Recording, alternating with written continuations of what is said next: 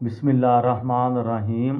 लाखों दरूद पाक हज़रत मोहम्मद सल्लल्लाहु अलैहि वसल्लम और आप सल्लल्लाहु अलैहि वसल्लम की आल पर।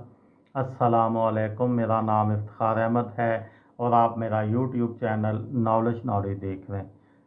कारगिल जंग के सिलसिले में कल एक वीडियो बनाई थी, सियाचिन पाकिस्तान और भारत के लिए अना की दलदल। आज उसका दूसरा हिस्सा। गुज़िश्ता 14 सालों से सियाचिन पर बंदूकें इस्तेमाल ना होने के बावजूद दोनों फरीकैन अपने बुनियादी मौक़िफ़ पर किसी किस्म की भी लचक दिखाने से कासर हैं। भारत इस बात पर मुसर है कि इस महाज पर उसकी अस्करी बर्तरी और उसकी हकीकी ज़मीनी पोजीशन को कानूनी हैसियत दी जाए और उसे बिला चूं चरां तस्लीम किया जाए। दूसरी जानिब पाकिस्तान का नुक्ता नज़र है कि शिमला मुआहदे की पासदारी की जाए और उसके तहत फ़ौजों की पोजीशन मुतय्यन की जाए।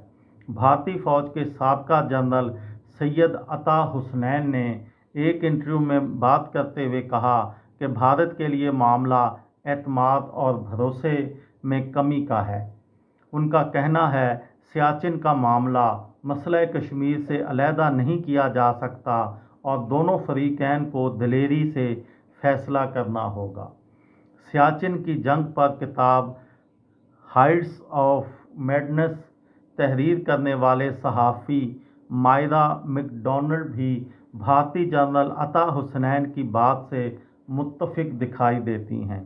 अप्रैल 1984 में जंग शुरू होने के बाद से जंग का महाज इतना फैल गया है कि दोनों फ़ौजें अब लाइन ऑफ कंट्रोल के मशरक़ी सिरे तक पहुंच चुकी हैं और अब वो LOC का मामला हल किए बगैर वहां से वापस नहीं जा सकती।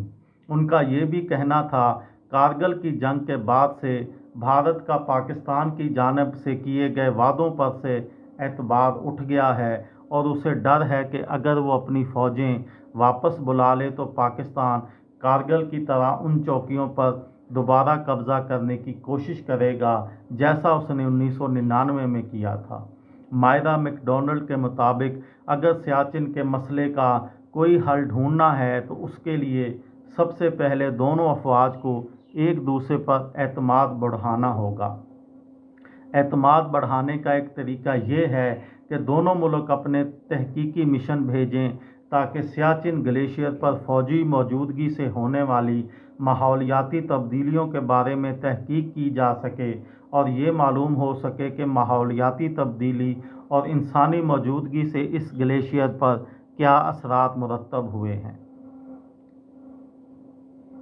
माहौलियाती तब्दीली का असर सियाचिन पर तेज़ी से बढ़ रहा है।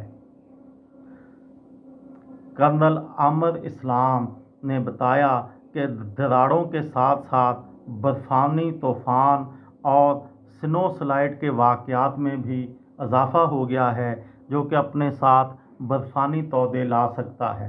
ऐसा ही हादसा पिछले साल भारतीय आर्मी के साथ भी हुआ जब उनके 9 फ़ौजी बर्फ़ानी तूफ़ान में दफन हो गए, लेकिन भारत के वज़ीर दिफा, जो उस वक़्त वज़ीर दिफा थे, मनोहर पारिकर ने अपने बयान में भारतीय फ़ौज की वापसी को मुकम्मल तौर पर खारिजुल इम्कान करार दिया।